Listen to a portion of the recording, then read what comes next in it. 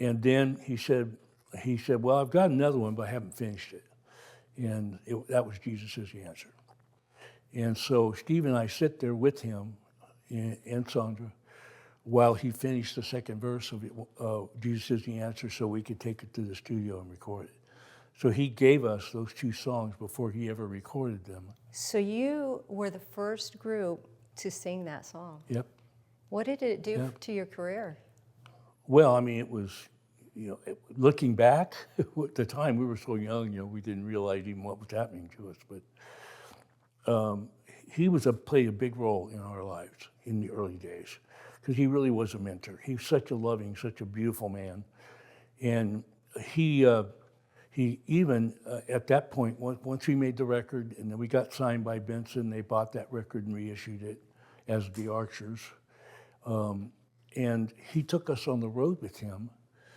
I think the first time we played Seattle, we played for 4,000 people because we were opening for Andre. First time we played St. Louis, we played for 5,000 people. So he had a tremendous impact. We toured all over the country with him, to Florida and different parts of America. So he was good to us. And he said, when we finish here, you're going down to that other building over there and you're gonna meet with an ENT and he's gonna biopsy that. I mean, this is just out of the blue. I think I have a tooth abscess. So I go over there, he biopsies it, and a week later he calls me and tells me I have oral cancer. What was going through your mind? Well, I mean, it freaked me out. And my wife, I didn't tell her for 3 weeks. I just couldn't tell her. It was like, but what happened from that, Terry, was that God really, I have to say this, and I know I don't just throw God around to be comfortable. He orchestrated, literally, through these doctors, got me to the next right doctor. And there was a doctor, a surgeon at Vanderbilt in Nashville, who turned out to be one of the top 5 guys in the nation.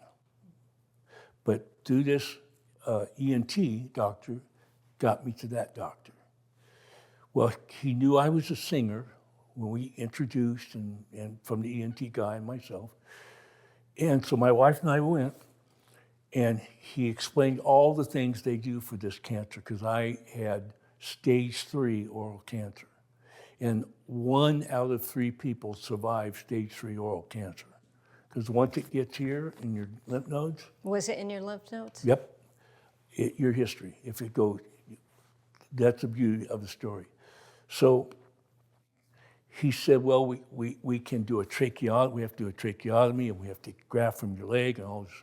I guess my cancer was the size of a walnut. And it was down here, down in the floor of my mouth. And then up through my tongue, right on this side of my tongue. So he looked at Cynthia and I, he said, listen, I want you to sing again.